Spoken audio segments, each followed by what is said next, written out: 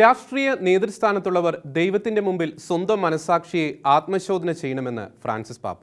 ഉക്രൈനിലെ സംഘർഷാവസ്ഥകൾ കൂടുതൽ ഭീതിജനകമായിക്കൊണ്ടിരിക്കുന്നത് അതീവ ദുഃഖം ഉളവാക്കുന്നതാണെന്ന് വ്യക്തമാക്കിയ പാപ്പ വിഭൂതി ബുധനിലെ ഉപവാസാചരണത്തിൽ സമാധാനത്തിനായി പ്രത്യേക നിയോഗം സമർപ്പിക്കണമെന്നും ആഹ്വാനം ചെയ്തു. വത്തിക്കാനിലെ പോൾ ആറാമൻ ഹാളിൽ നടന്ന പ്രതിവാര പൊതുകൂടിക്കാഴ്ചയിലായിരുന്നു യുക്രൈനിൽ രൂക്ഷമായിക്കൊണ്ടിരിക്കുന്ന സംഘർഷാന്തരീക്ഷത്തിൽ പാപ്പ അതീവ ദുഃഖം രേഖപ്പെടുത്തിയത്.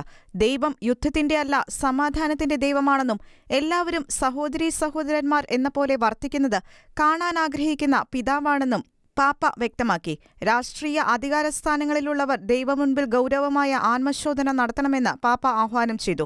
ആഴ്ചകളായി നടന്നുകൊണ്ടിരിക്കുന്ന നയതന്ത്ര ശ്രമങ്ങൾക്ക് ശേഷവും സാഹചര്യങ്ങൾ കൂടുതൽ ഭീകരമായിക്കൊണ്ടിരിക്കുന്നതിൽ പാപ്പ ആശങ്കയറിയിച്ചു. മനുഷ്യരുടെ ഹൃദയപരിവർത്തനം ദൈവത്തിന് മാത്രം സാധിക്കുന്ന ഒന്നാണെന്നും പ്രാർത്ഥനയാലും ഉപവാസത്താലും യുദ്ധത്തിലെ പൈശാചികതയെ ചെറുക്കാൻ ഏവരും ഒരുമിക്കണമെന്നും പാപ്പ ഉദ്ബോധിപ്പിച്ചു. വലിയ നോമ്പ് ആരംഭിക്കുന്ന വിഭൂതി ബുധനാഴ്ച സമാധാനത്തിനായി പ്രത്യേക നിയോഗം സമർപ്പിച്ച് സഭയിൽ ഉപവാസ ദിനം ആചരിക്കണമെന്നും പാപ്പ നിർദ്ദേശിച്ചു. യുദ്ധത്തിന്റെ ബുദ്ധിഭ്രമത്തിൽ നിന്നും സമാധാനരാജ്ഞി ലോകത്തെ സംരക്ഷിക്കട്ടെ എന്ന് പ്രാർത്ഥിച്ച് പാപ്പ തന്റെ സന്ദേശം ഉപസംഹരിച്ചു. International desk, Shekinah news.